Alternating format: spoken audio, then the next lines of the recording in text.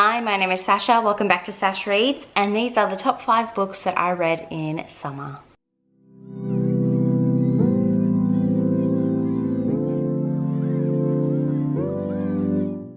So I did these videos last year, a couple of years ago now, and I wanted to bring them back.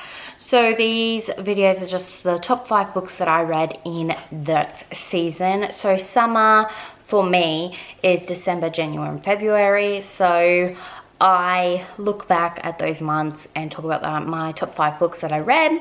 Now for those 3 months I read a total of 26 books and I only rated 7 of them 5 stars. One of them was a reread. One of them was a short smutty novella, and then the rest were all like novels. I'll talk about all 6 of them basically with you right now. One will be an honorable mention. In no particular order, I'll start off with the books that I read in December, which was the first month of summer. Duh. And the first one I want to talk about is These Hollow Vows by Sexy Ryan. What are you? An idiot sandwich. And the first book I want to talk about is These Hollow Vows by Lexi Ryan. This is a YA fantasy with your fae, you've got your Seelie Court and your Unseelie Court, and you've got this girl, I think her name is Bree, if I remember correctly, goes off on this adventure to the Seelie Court because she's trying to save her sister, because her sister gets captured by the evil king, and it's a whole ordeal. But this book really brought me back into how much I love fantasy and YA fantasy. So I'm very thankful for this book, because last year all I could really read was like contemporary and new adult romance and smut. I was questioning myself, was I not a fantasy reader anymore, and does that make me less of a person? Which I know is not something that I should really think about. Just because I don't read fantasy anymore makes me still an actual reader than someone who reads all the fantasy and all the literary fiction. Just because I read smut doesn't mean anything. You're a whore. You're a whore, just admit it. Just admit that you're a whore and a slut and a harlot. I really enjoyed this novel, and definitely keen to pick up the next one, which I believe comes out very soon, which is really exciting. Another favorite book that I read in summer was Who's Afraid 2 by Maria Lewis. This is the sequel to Who's Afraid. I absolutely adored this one. I gave it 5 stars, obviously. I loved it as much as the first one. The first one follows Tommy Grayson as she tries to connect with her mother's heritage, or is it her father's heritage?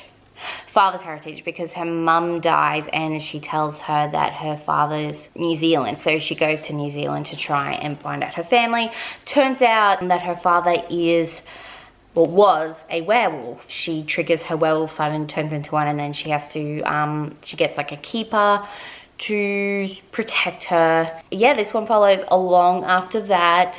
She ends up going to Edinburgh and she meets this whole like crowd of supernaturals basically, and she sort of becomes like a found family trope in this one while they try to fight the big bad of this particular novel. Now there is baby kidnapping and baby murdering in this particular novel, which I wasn't a big fan of, but I still gave this one 5 stars in spite of that, just because I loved Tommy and I loved meeting all those new characters. Definitely the angst between her and Lorcan, and just Tommy's like inner voice as well.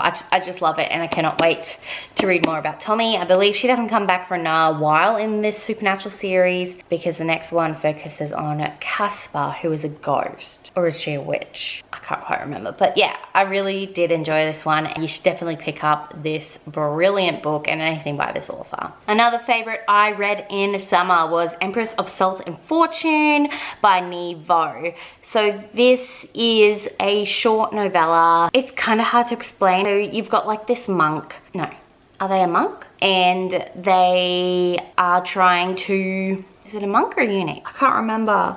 Look, I know it's said in my favorite book, but I'm really bad at remembering books, okay? Sorry guys, I don't know why I'm here. You need to leave! This person goes to this cabin because they're trying to find sanctuary. And while they're there, they meet the caretaker, who you find out was one of like the handmaidens for the Empress of Salt and Fortune. That handmaiden telling all the tales. I listened to it on audiobook and it was very atmospheric, it was very lyrical. I really enjoyed the writing of it and I'm definitely keen to pick up the next one and anything else by this author as well. I do plan on getting hard copies of all of these books. Don't you worry, I will get them. That's my goal. Any favorites of the year I will get hard copies of, or they'll be on my wish list linked below. The next book I want to talk about is Claimed by Cupid by Dana Izeli. This is a short smutty novella focusing on a couple from Dana's Dipped in Holly. Yeah, Dipped in Holly was the first one and Claimed by Cupid is the second one, and it's focusing on Nick and Holly and how their relationship has grown since Christmas.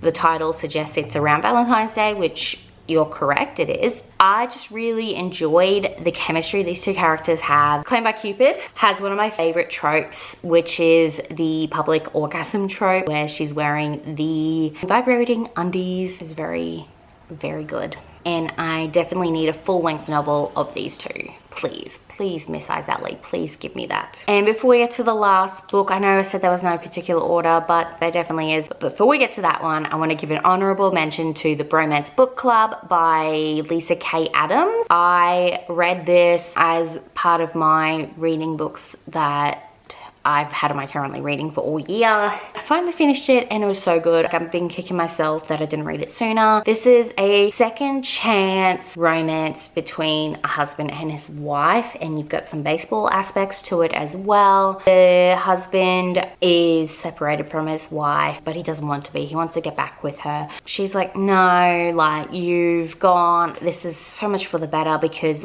you never listened to me anyway. And she's like, their love just wasn't there anymore.